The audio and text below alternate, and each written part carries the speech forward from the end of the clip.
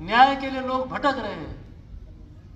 हमारी जितनी संवैधानिक संस्थाएं हैं, उन संस्थाओं पर आज पहरा है। जितनी भी संवैधानिक संस्थाएं हमारी हैं देश की, उन सब पर नकेल है। उन सबको उनके अधिकारों के अनुरूप, उनके कार्य के अनुरूप, उनका जो ढांचा है, उनकी जो स्वतंत्रता है, उसके अनुरूप उनको काम नहीं करने दिया जा रहा है। तो ये धीरे धीरे जो खतरा इस संविधान पर है, उस खतरे को हमको बहुत बारीकी से समझना है। और यदि हमारा संविधान खतरे में, और जबकि हमारा संविधान, भारत का संविधान दुनिया का सबसे बेहतरीन संविधान है, दुनिया इस संविधान को मानती है।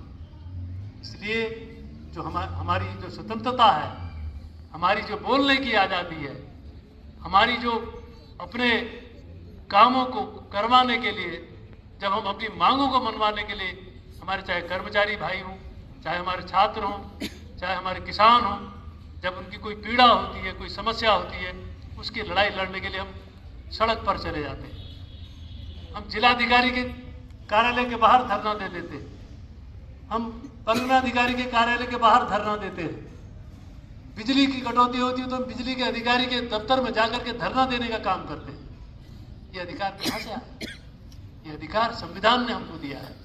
और यदि संविधान खतरे में पड़ गया तो हम इस अधिकार से वंचित हो जाएंगे और फिर हम अपने अधिकारों की लड़ाई, अपने समस्याओं के लिए संघर्ष नहीं कर सकेंगे। आने वाले समय में हमको ऐसी परिस्थितियों का सामना न करना पड़े।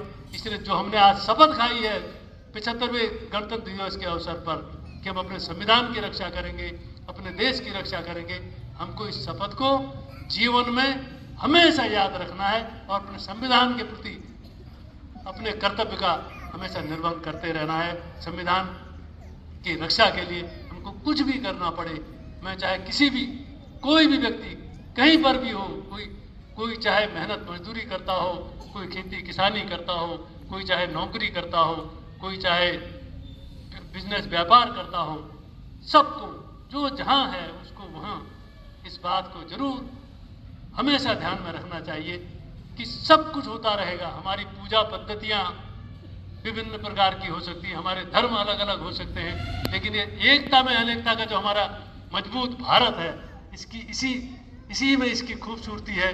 इसलिए अनेकता में एकता के मजबूत भारत को मजबूत बनाने के लिए जब भी कभी संविधान पर प्रहार हो तो उसके लिए हम सबको एकजुट होकर के खड़े रहना चाहिए और हमको खड़े रहने का संकल्प लेना चाहिए।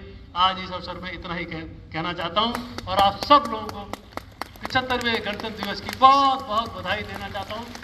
आप खुशहाल हो, देश खुशहाल हो, देश की तरक्की हो, इलाके की तरक्की हो और देश मजबूती से आगे बढ़ता रहे।